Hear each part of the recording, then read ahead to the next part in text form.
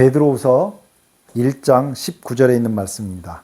또 우리에게 더 확실한 예언이 있어 어두운 데 비치는 등불과 같으니 날이 새어 샛별이 너희 마음에 떠오르기까지 너희가 이것을 주의하는 것이 가하니라. 먼저 할 것은 경의 모든 예언은 사사로이 풀 것이 아니니 예언은 언제든지 사람의 뜻으로 낸 것이 아니오 오직 성령의 감동하심을 입은 사람들이 하나님께 받아 말한 것임이니라. 아멘. 더 확실한 예언을 가지고 있습니까? 자, 예언이 어두운 데서 비추는 등불 같다는데 여러분들 예언이 등불 같은 역할을 합니까?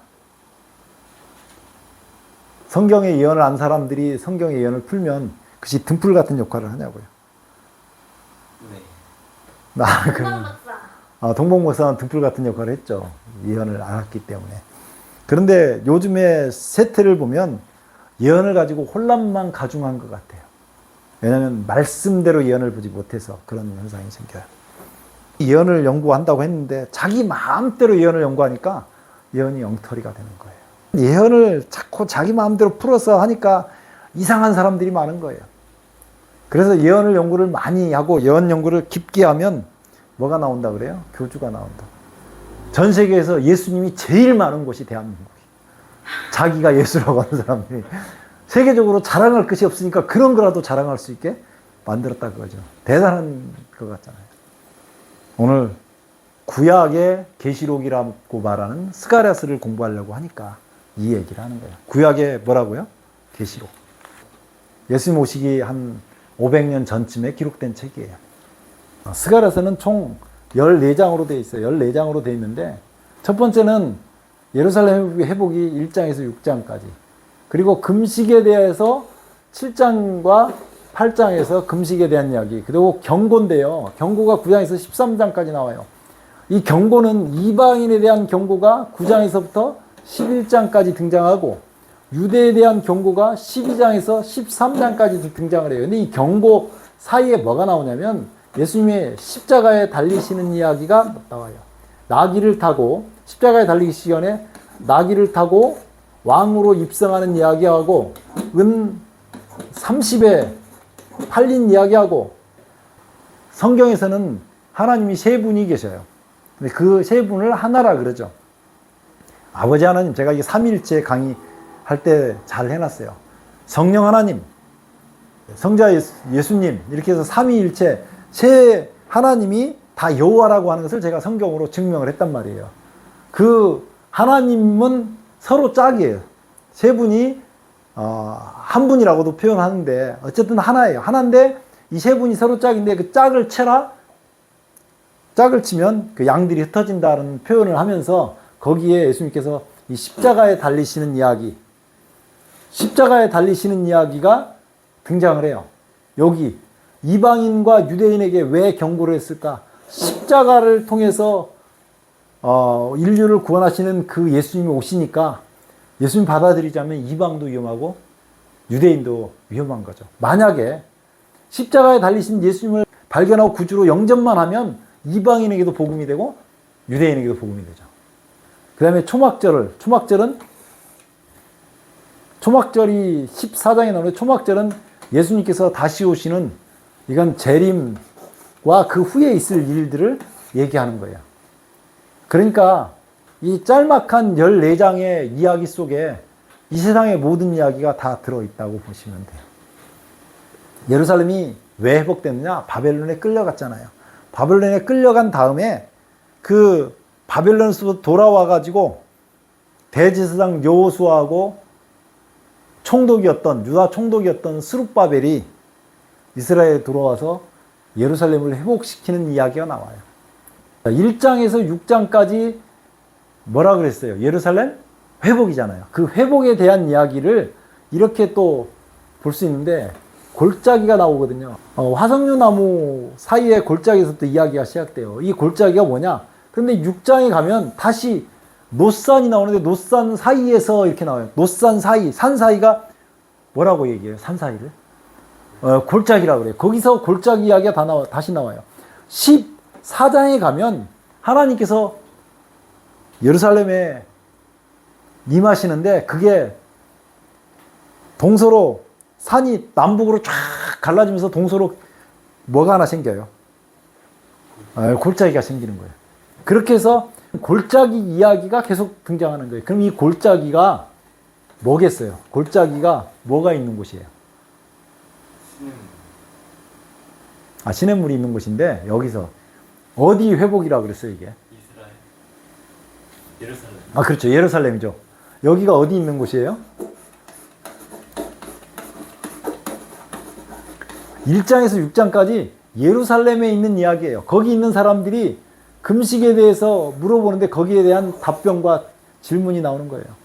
9장과 11장에서는 이방에 대한 경고인데 나귀를 탄 메시아가 나오고요. 12장과 13장은 예루살렘에 대한 경고인데 여기에 회개하고 씻는 셈이 회개한 사람들에게 씻어주는 셈이 이거는 성령의 역사죠. 성령의 역사로 일어난 일하고 그 다음에 마지막에 이 초막절에 하나님께서 이 땅에 임하셔서 동서로 땅이 쫙 갈라지는 이야기까지 한단 말이에요.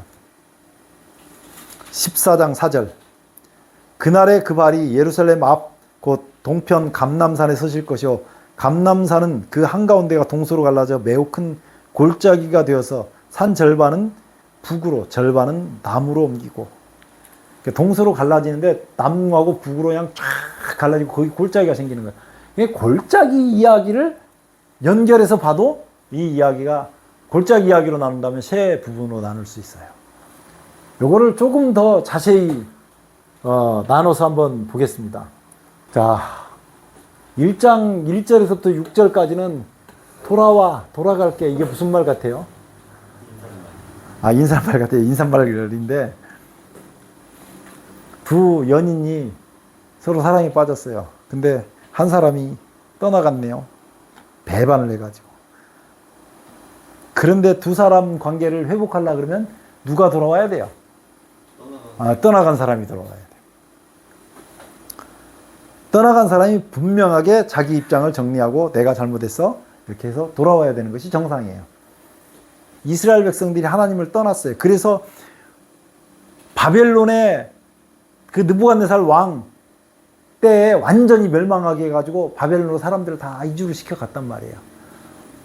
하나님에게서부터 사람들이 떠나니까 하나님이 그들에게서부터 떠났단 말이에요. 근데 이 사람들이 바벨론에서 고생하면서 하나님을 부르짖어요. 다니엘 같은 사람, 에스겔 같은 사람, 이런 사람들이 하나님께 부르짖는단 말이에요.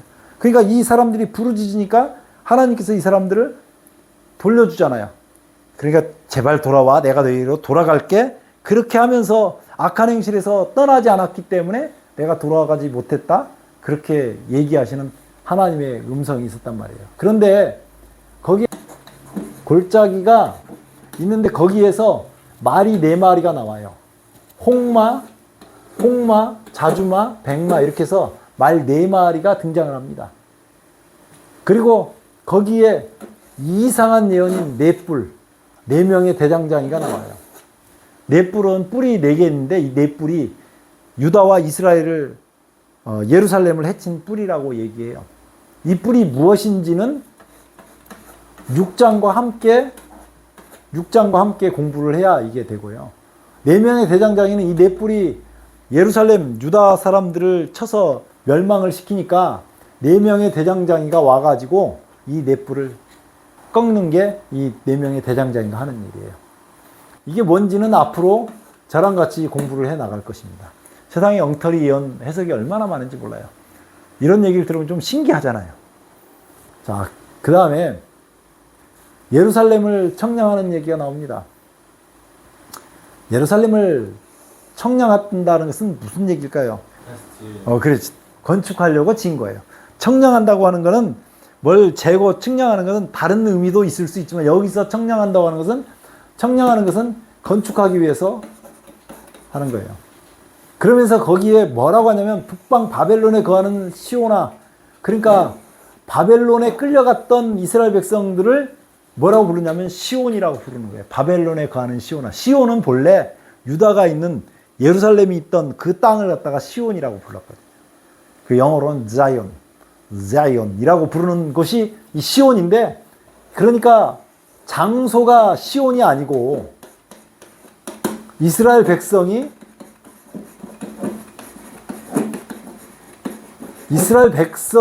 시온이라고 하는 것을 말하고 있어요.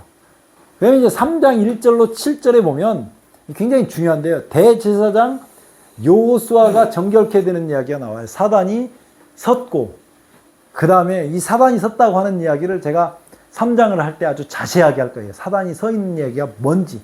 그리고 거기에서 하나님께서 더러운 옷을 벗기고 깨끗하고 정한 옷을 입히시고 정한 간을 머리에 씌우는 이야기가 나와요. 사람이 의롭게 되는 것은 뭘 입어서 의롭게 되는 거예요? 아, 그렇죠. 가죽옷이 맞는데, 예, 여기에 여호수아를 정결케 하는 정결한 옷을 입힌 거죠. 하나님께서 옷을 입혀주셔야 돼요. 이 옷은 예수 그리스도를 상징해요. 계속 옷 이야기가 창세기부터 계속 계시록까지 옷 이야기가 이어져요. 참 재밌어요. 성경은 하나를 가지고 계속 보여주거든요. 창세기 3장 21절에 여호와 하나님이 아담과 하와를 위해서 지어 입히셨던 가죽옷이 여기에서 역시 그 여호수아에게, 대제사장 여호수아가 더러운 옷을 입고 있는데 가죽옷을 입힌 거예요. 그런데 거기에 순이라 이름하는 예표의 사람이 나와요. 이 순이 누구를 상징해요? 예수님이에요. 순. 그러면 순은 새싹이거든요. 새싹. 새싹은 이 세상의 희망의 새싹은 유일하게 예수님밖에 없어요. 그래서 예수님 얘기가 등장하는 거예요. 그리고 거기 한 돌에 7눈이 있는 이야기가 나오는데 한 돌은 또 누구를 상징할까요? 네, 그러면 지금 질문이 다 예수님이잖아요. 저는 이 대목에서 너무 감동을 받았어요. 죄악을 언제 제한다고요? 이 땅의 죄악을 예수님이 십자가에 달리신 다음에 죄악을 얼마 만에 제한다고요? 며칠 동안에? 죄악을 며칠 동안에 제한다고요? 하루 동안에. 하루에 제한다고 얘기하고 있어요. 그럼 언제예요? 2000년 전에 AD 31년 1월 14일 유대력으로 그날 인류의 모든 죄악이 예수님께서 십자가에서 죄악을 지고 안고 십자가에서 죽어버리셨기 때문에 죄악이 없어져 버린 거예요. 죄악의 도말이 이렇게 이루어진 거예요. 하루에. 사장에 보면 순금 등대 7등잔 2감람나무 근데 이것이 무엇이냐라고 물어볼 때 여호와의 신이다라고 대답을 해요. 여긴 성령 하나님에 관해서, 이것도 성령 하나님에 관해서 나오는 것을 제가 또 이 말씀을 어떻게 우리가 봐야 될 것인가. 그 다음에 여기에 이제 2감람나무가 나와요. 이 2감람나무가 뭐냐고 물어보니까 기름 부음을 받은 자 둘이라. 근데 주 앞에 서 있는 자다 이렇게 표현하는데 이거에 대한 논란이 많아요. 어떤 조금 이상한 종파에서는 하나님이 세상을 이처럼 사랑하사 뭘 주셨으니? 독생자를 주셨으니 이렇게 하는 이 대목에 감람나무 주셨으니 이렇게 하는 종파가 있었어요. 지금도 있는지 모르지만 과거 이야기겠죠. 그 다음에 날아가는 두루마리가 보입니다. 날아가는 두루마리가 보이는데 거기에 날아가는 두루마리가 두 가지 사람을 잡는데 하나는 거짓말하는 사람하고 또 하나는 그 여호와의 이름으로 맹세하는 사람들을 글 2편에도 저주가 있고 저편에도 저주가 있어 저주를 해요. 그 다음에 이제 5장 5절부터 11절에 보면 에바 속 여인이 나와요. 이 에바 속 여인을 아기라 그래요. 아기라 정의를 하는데 여기 이제 아기라 정의할 수 있는 게 사단인데 여기서는 또 그 여인을 갖다가 아기라고 그 정의하거든요. 근데 이 신할 땅, 아까 바벨론에 거하는 시오나라고 하는 말이 기억나죠? 자, 이 신할 땅이 뭐냐면 이게 바벨론이에요, 바벨론. 그러니까 바벨론에는 뭐가 간다고요? 이 에바 속에 있는 여인이 바벨론에 가서 자기 집을 짓고, 바벨론에 거했던 시온은 어디로 가야 돼요? 예루살렘으로 가야죠. 그러니까 여러분들이 이 세상이 바벨론이거든요. 이 세상에서 어디로 가라고요? 예루살렘. 예루살렘이 어디예요? 지금 예루살렘이 어디입니까? 지금 이스라엘이 어디냐고요? 교회예요, 교회. 예, 예수님을 가르쳐주는 교회예요. 그게 지금 이스라엘은 예수 그리스도를 가르쳐주는 교회예요. 그 다음에 노산 나오죠, 노산. 6장에서 노산이 나오는데 이 노산에 보면 노산이라는 건 옛날에 노뱀이라고 이스라엘 백성들이 불평할 때 불뱀이 나와서 이스라엘 백성들을 물어서 사람들이 죽어나갈 때 노뱀을 모세가 만들어서 장대 위에 달았어요. 그걸 예수님께서 너희가 광야에서 뱀을 든 것 같이 인자도 들려야 하리니, 그래서 이 노뱀이 예수님을 상징하잖아요. 노산이라고 하는 것은 그게 노산이라는 건 예수님께서 십자가에 달리실 산이에요. 그 노산 사이에서 나왔으니까 노산 골짜기에 등장하는 거예요. 그거 어디예요? 예루살렘이잖아요. 그러니까 이 지금 스가랴서는 예루살렘을 중심으로 세상에 닥칠 일을 예언하고 있는 거예요. 거기에 병거, 붉은 말들, 검은 말들, 흰 말들, 어룽지고 건장한 발들이 나오는데 이것을 하늘의 먼 바람이라고 해요. 네 바람. 이 네 바람은 다니엘서 7장에 네 바람이 뭔지에 대해서 등장을 해요. 그래서 이 부분을 잘 알아야 된다고요. 6장 9절 15절로부터 멸류관을 만들어서 여호수아의 머리에 씌웁니다. 그리고 7장 8장에서는 금식에 대해서 얘기하는데 참 하나님 앞에 울면서 금식하는 것을 하나님께서 귀히 보실까요? 성경에는 때때로 금식한 안나 같은 여자가 늙었는데 예수님을 안고 축복하는 이야기가 나와요. 어린 예수님을 8일 만에 할례 받으러 들어갈 때. 그러나 성경의 많은 부분에서는 금식하지 말라고 나와요. 어떤 분은 설교 단상에서 제가 그 앞에 앉아 있는데 예배드리는데 금식에 대해서 읽었어요. 거기는 금식하지 말라고 나오는데 금식에 대해 있고 요즘 금식이 중요합니다. 금식하세요. 막 이렇게 설교를 하는 거예요. 내가 밑에서 딱 열딱지가 나가지고 나는 다른 건 모르는데 하나님 말씀을 거꾸로 얘기하는 그 얘기를 듣고 있으면 이게 속이 참 불이 날라 그래요.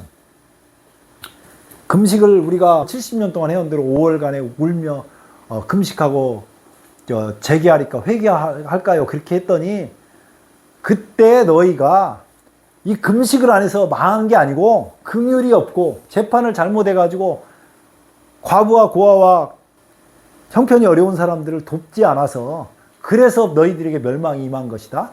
그렇게 얘기를 하시거든요. 그래서 그 금식이 변하여 기쁨이 될 것이다. 그러니까 진리와 화평을 사랑하라. 그러니까 금식을 하라는 것보다 금식보다 뭐가 더 중요하다고 얘기해요? 하나님의 긍휼을 가지고 다른 사람을 사랑하고 이렇게 사는 것이 훨씬 더 중요하다고 얘기해요. 저는 이 말씀을 깨달은 다음부터 금식 안 해요. 어떤 사람은 병 걸리면 금식하라 그러잖아요. 그때는 저는 한 끼 금식하라. 한 끼. 몇 끼? 한 끼 금식하라 그래요. 금식하려면 한 끼만. 그렇게 얘기하는 거예요. 왜냐하면 그때 당시는 병 걸려가지고 몸이 불편하니까 그때 금식 한 끼 하라는 거예요. 제가 이방에 대한 경고를 하는 게 9장에서부터 11장까지 나온다고 그랬잖아요. 지금 이 이야기를 쭉 내려오는 그 모든 이야기가 스가랴서는 여기에 십자가를 중심으로 쭉 13장까지 이야기가 진행이 돼요. 이 속에 예수님이 얼마나 큰 희생을 하시는지에 대한 이야기를 기반으로 해서 지금 스가랴서가 기록되어 있어요. 계시록과 똑같죠? 여기에 나귀를 탄 왕 이야기가 등장합니다. 그리고 스가랴서 11장 11절로 13절은 은 30에 예수님이 팔리는 값, 그리고 그것을 토기장이에게 던지라고 하는 이야기까지 정확하게 예언이 성취되면서 가룟 유다의 시체를, 가룟 유다가 받은 그것을 토기장에 밭을 사가지고 가룟 유다를 거기 매장하는 것 이야기까지 성경에 정확하게 예언되어 있는 이야기들이 나와요. 스가랴 12장부터 13장 이스라엘에 대한 경고가 나오는데 12장 10절로 13장 1절에는 그 찌른 바 그를 바라보고 유다 족속이 따로 회개하고 그 아내들이 따로 하고 뭐 다윗 족속이 따로 하고 그 아내들이 따로 하고 사람들이 회개하는 장면이 나오는데 온 세상에 이 말 회개가 여기 첫 번째로 언제 이 회개가 이루어졌냐면 오순절 때 한번 이루어졌어요. 그리고 이제 마지막 시대에 제가 맨날 강조하던 멸망에 가증한 것이 마태복음 24장 15절에 나온 것처럼 거룩한 것이 선 것을 보거든 그때의 제2의 오순절이 다시 한번 오순절이 오순절 성령께서 강림하실 거예요. 그때가 되면 모든 사람의 운명이 끝나는 그 회개가 이루어지는, 이 회개가 이루어져서 씻는 셈이 열리는 그 역사가 우리 눈앞에서 곧 이루어질 겁니다. 그게 이루어지면 세상 끝이 와요. 그게 이제 거기에 짝된 자 됐던 예수님이 죽는 이야기가 나와요. 스가랴서는 13장까지 계속 무슨 얘기가 나와요? 13장까지 십자가에서 죽으시는 예수님을 중심으로 십자가에서 흐르는 그 피의 얘기가 나와요. 짝된 자를 치라 그러잖아요. 하나님이 세 분이 계셨다 그랬잖아요. 우리가 삼위가 계셨다고 보통 표현하는데 이해하기 쉬우라고 세 분이 계셨다고 얘기하는 거예요. 그 세 분이 하나라고 얘기했어요. 그분의 사람을 창조할 때 그 창조하시는 그 놀라운 섭리는 우리가 이루 말할 수 없어요. 사람을 얼마나 사랑하시는지 사람을 만들었고 보기에 너무 좋았더라. 그 사람이 선악과를 먹고 죽게 되니까 삼위 하나님이 세 분 다 똑같은 마음인데 그 중에서 한 분인 예수님이 이 땅에 사람으로 오셔서 내가 저들이 죽을 죽음을 대신 죽어야 되겠다. 그리고 예수님께서 십자가에 달리시잖아요. 예수님이 이제 십자가에 달리시기 전에 요단강에 가서 침례요한에게 침례를 받을 때 인간의 모든 죄악을 짊어지셔요. 그 죄악을 짊어지셨던 건 아담으로부터 계시록 끝나는 그 순간까지 모든 인류의 죄짐을 다 짊어지는 거예요. 다 짊어지시고 3년 반 공생애를 하신 다음에 십자가에서 달려 이제 죽으셔서 하루에 제한다 그랬잖아요. 아침에 십자가에 달리셔서 9시에 달리셔서 오후 3시에 운명하시는데 그때 예수님은 한 번도 죽음이라는 걸 맛본 적이 없죠. 창조주 하나님과 죽음에 대해서 알지도 못하는 분이에요. 생명만 있는 분이고 사랑만 있는 분이죠. 미움이라는 건 전혀 알지 못하고 죄라는 걸 알지 못해요. 그런데 삼위 하나님이 너무나 연합이 우리가 말할 수 없는 그 연합으로 사람 사이의 연합은 쉽게 깨질 수 있는데 하나님 사이의 연합이 너무나 강해서 깨질 수가 없는데 그 사이에 예수님이 뭘 뒤집어 썼어요? 죄를 뒤집어 썼어요. 죄를 뒤집어 썼기 때문에 하나님께서는 이 죄를 뒤집어 쓴 실제로는 하나님이신데 이 예수님을 죽여야 되는 거예요. 죄가 뒤집어 써 있기 때문에. 근데 예수님 입장에서는 아버지 하나님과 성령 하나님과 분리되는 것이 너무너무 힘든 거예요. 그래서 하늘을 우러러서 이렇게 얘기합니다. 나의 하나님, 나의 하나님, 어찌하여 나를 버리셨나이까. 이 얘기가 뭐예요? 예수님과 하나님 사이에 분리되는 것이 너무 간극이 크니까 이것이 너무 두려운 거예요. 예수님이 그 십자가에 달리시는 그 순간에 하나님과의 영원한 죽음으로 분리되는 이 광경이 너무너무 크니까 그것을 고통을 견디지 못하고 이렇게 기도하신 거죠. 나의 하나님, 나의 하나님, 어찌하여 나를 버리셨나이까? 엘리, 엘리, 라마 사박다니. 우리가 느끼는 그 감정과는 천지 차이가 있어요. 너무너무 큰 거예요. 하나님이셨던 예수님이 하나님과 분리가 되어야 하는데 인간을 구원하기 위해서는 그 짐이 너무 크니까 나의 하나님, 나의 하나님, 어찌하여 나를 버리셨나이까? 이렇게 외친 거거든요. 그게 뭐냐면 짝된 자를 치라는 거예요. 근데 하나님 입장에서 보면 예수님 입장에서 그런 건데 하나님 입장에서는 저기 있는 이태연이 같은 못난 놈을 구원해야 되잖아요. 그럼 누구를 죽여야 돼요? 자기의 짝이 됐던 예수님을 죽여야 된단 말이에요. 왜냐하면 내 죄를 다 가져갔어요. 그래서 하루에 죄를 제하기 위해서 예수님을 죽여야 된단 말이에요. 하나님 입장에서 얼마나 크냐고요. 하나님의 고통도 커요. 그러니까 십자가를 어둠으로 이렇게 딱 덮어버린 거예요. 그게 여기 말하는 짝된 자를 치라고 하는 것이 예수님의 그 십자가의 고통을 얘기하는 거예요. 그래서 여기에 짝된 자의 죽음에 대해서 나오고요. 그리고 나서 초막절이 등장합니다. 이 초막절은 예수님이 재림해가지고 영원한 천국에서 뭐 하늘나라 갔다가 이 땅에 다시 오고 뭐 이렇게 얘기해 계시록을 보면 그렇게 돼 있지만 어쨌든 뭐 하늘나라를 갔든 이 땅에 왔든 그건 이제 하나님과 같이 동행하는 거니까 하나님과 같이 사는 거니까 영원한 행복을 누리고 산다. 거기에 행복을 누리고 사는 사람들의 이야기. 동서로 갈라져서 골짜기를 만들고 그 골짜기는 왜 골짜기일까? 이제 이걸 생각해 봐야 되는데 골짜기는 가장 겸손한 거잖아요. 제가 군대에서 제대하니까 어느 분이 저한테 말씀을 하나 권면해 줬어요. 어제도 어떤 분이 그 말씀을 가지고 아주 감동 깊은 얘기를 해주셨는데, 그게 제가 일평생의 좌우명으로 삼는 말씀이에요. 빌립보서 2장 5절. 예, 이건 성경책을 직접 찾아보겠습니다. 너희 안에 이 마음을 품으라. 곧 그리스도 예수의 마음이니 그는 근본 하나님의 본체시나 하나님과 동등됨을 취할 것으로 여기지 아니하시고 오히려 자기를 비어 종의 형체를 가져 사람들과 같이 되었고 사람의 모양으로 나타나셨으며 자기를 낮추시고 죽기까지 복종하셨으니 곧 십자가에 죽으심이라. 지금 이 이야기잖아요. 스가랴사를 전체를 관통하는 이야기가 이 이야기라고요. 한마디로 얘기하면 십자가에 죽으시는 예수님, 그리고 그 예수님을 받아들이는 사람들, 그리고 하나님과 영원한 행복에 들어가겠다? 요 얘기를 지금 스가랴서에서 해주고 있는 거예요. 스가랴서에 나오는 많은 그 예언의 해석들을 가지고 논란을 가질 수 있지만, 그러나 우리를 위해서 그렇게 큰 희생을 하신 예수님, 자기의 짝된 자도 버리고 우리를 향해서 짝된 자였던 예수님도 죽이고 우리를 구원하신 하나님의 크신 사랑, 그것이 오늘 내 것이 되도록 마음속에 그 하나님의 사랑을 품고 살게 되시기를 주의 이름으로 축원합니다. 기도하겠습니다. 아버지 우리 하나님, 은혜를 감사합니다. 오늘 스가랴서를 통해서 예수님의 사랑의 깊이를 배웠습니다. 그 사랑이 우리의 것이 되도록 은혜 베풀어 주옵소서.